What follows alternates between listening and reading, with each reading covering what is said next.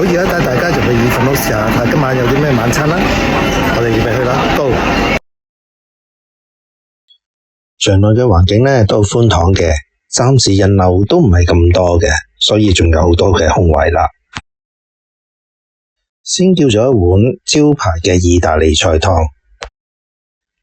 碗湯就熱辣辣啦。個侍應生不停跑咗好多芝士，個大哥意粉都係168蚊，嗌咗個珍寶雜錦薄餅都係159蚊，嗌咗雞翼雙拼都係83蚊。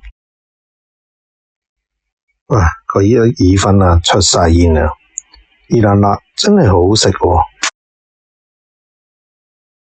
個披薩都好好味啊，煙煙韌韌咁。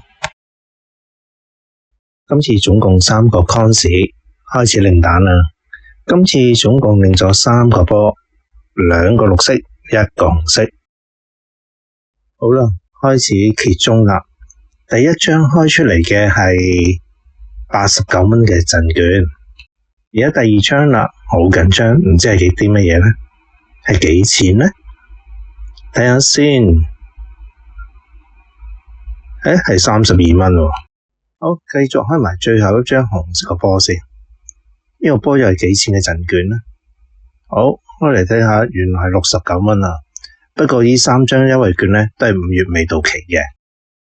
今次埋單呢，總數係451個8嘅。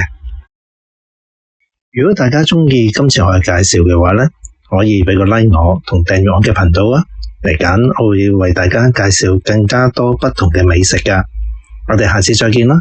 拜拜。